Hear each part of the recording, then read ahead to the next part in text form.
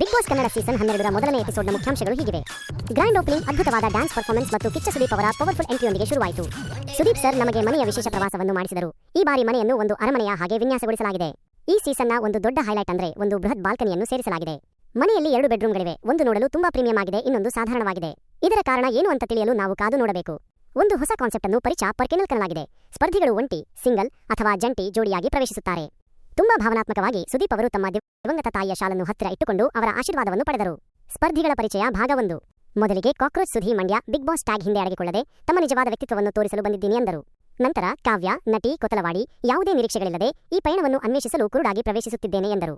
Satish ಕಾಡಬಾಂಬ್ಸ್ celebrity ಶ್ವಾನ ತಳಿಗಾರರಾದ ಇವರು 100 ಕೋಟಿಗೂ ಹೆಚ್ಚು ಮೌಲ್ಯದ ನಾಯಿಗಳನ್ನು ಹೊಂದಿದ್ದಾರಂತೆ ಮತ್ತು 25 ಲಕ್ಷ ರೂಪಾಯಿ ಮೌಲ್ಯದ ಬಟ್ಟೆ ಹಾಕಿಕೊಂಡು ಬಂದಿದ್ದರು. ಗಿಲ್ಲಿ ಹಾಸ್ಯನಟ ಗೆದ್ದು ಮನೆ ಕಟ್ಟಬೇಕು ಎಂಬ ಆಸೆಯಿಂದ ಬಂದಿದ್ದು. ತಮಾಷೆಯಾಗಿ ತನಗೆ 6 ತಿಂಗಳಿಂದ ಯಾವುದೇ ಶೋಗಳು ಇರಲಿಲ್ಲ ಎಂದು ಹೇಳಿದರು. ಇಲ್ಲಿ ಕಾವ್ಯ ಮತ್ತು ಗಿಲ್ಲಿಯನ್ನು ಒಂದು ಜಂಟಿಯಾಗಿ ಮಾಡಲಾಯಿತು. ಜಾನ್ವಿ ಸಕಲೇಶಪುರ ನನ್ನ ಜೀವನ ನನ್ನ ನಿಯಮಗಳು ಅಂತ ಹೇಳಿದ ಇವರು ವಿಚ್ಛೇದನದ ನಂತರ ಮಹಿಳೆಯರಿಗೆ ಸ್ಫೂರ್ತಿ ನೀಡಲು ಬಂದಿದ್ದೇನೆ ಎಂದರು. ಇವರು ಒಂಟಿಯಾಗಿ ಪ್ರವೇಶಿಸಿದರು. ಧನುಷ್ ಗೀತಾ ಸೀರಿಯಲ್ ತಮ್ಮ ಟಿವಿ ಪಾತ್ರವನ್ನು ಮೀರಿ ತಮ್ಮನ್ನು ತಾವು ಸಾಬೀತುಪಡಿಸುವ ಗುರಿಯೊಂದಿಗೆ ಬಂದಿದ್ದಾರೆ. ಇವರು ಕೂಡ ಒಂಟಿಯಾಗಿ ಪ್ರವೇಶಿಸಿದರು. ಚಂದ್ರಪ್ರಭಾ ಮಜಾ ಭಾರತ ಖ್ಯಾತಿ ತಮ್ಮ ಹಾಸ್ಯಭರಿತ ಡಬಲ್ ಮೀನಿಂಗ್ ಮಾತುಗಳಿಗೆ ಹೆಸರುವಾಸಿ. ಇಲ್ಲಿ ಚಂದ್ರಪ್ರಭಾ ಮತ್ತು ಸತೀಶ್ ಅವರನ್ನು ಒಂದು ಜಂಟಿಯಾಗಿ ಮಾಡಲಾಯಿತು. ಮಂಜು ಭಾಷಿಣಿ ಸಿಲ್ಲಿಲಲ್ಲಿ ಖ್ಯಾತಿ ತನಗೆ ನಕಲಿ ಜನರನ್ನು ಕಂಡರೆ ಆಗುವುದಿಲ್ಲ ಎಂದು ಹೇಳಿದ ಇವರು ಬಿಗ್ ಬಾಸ್ ಅನ್ನು ಕುರುಕ್ಷೇತ್ರಕ್ಕೆ ಹೋಲಿಸಿದರು.